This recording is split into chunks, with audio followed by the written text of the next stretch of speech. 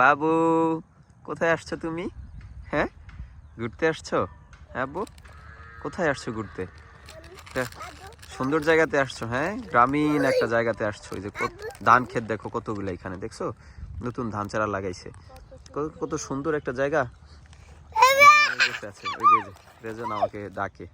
আব্বু, এই যে আমাদের বাবু কুতকুত করে কি খাচ্ছে এটা? আব্বু কি খাচ্ছ তুমি? হ্যাঁ, চিপস খাচ্ছো আদিয়ান? হ্যাঁ, ওই যে রেজন ভাই আসতেছে তোমার কাছে। এই যে চিপস, হ্যাঁ রেজান। আব্বু, তোমার চিপস কোথায়? এই যে এটা তোমার। হ্যাঁ, হাঁটাহাঁটি করো, এখানে ঘোরাঘুরি করো। খুলে দিব? দিব, দাঁড়াও। তো সুন্দর জায়গা দেখছো এটা? হুম, খুশি হয়েছো তোমরা এখানে এসে? বলো। দেখো কত সুন্দর জায়গা, খোলামেলা একটা জায়গা। হ্যাঁ, হালকা হালকা বাতাস বইতেছে, ঠান্ডা বাতাস, ভালো লাগতেছে। হ্যাঁ আব্বু, একটা সুন্দর প্রকৃতি। আব্বু আজকে ওয়েদারটাও কিন্তু ভালো, এই কারণে সুন্দর লাগতেছে যে দুই ভাই এনে দাঁড়ায় দাঁড়ায় প্রকৃতি দেখতেছে আর চিপস খাইতেছে। আদিয়ান ওই পাশে যায় না, বউ পড়ে যাবে, ব্যথা পাবে পরে।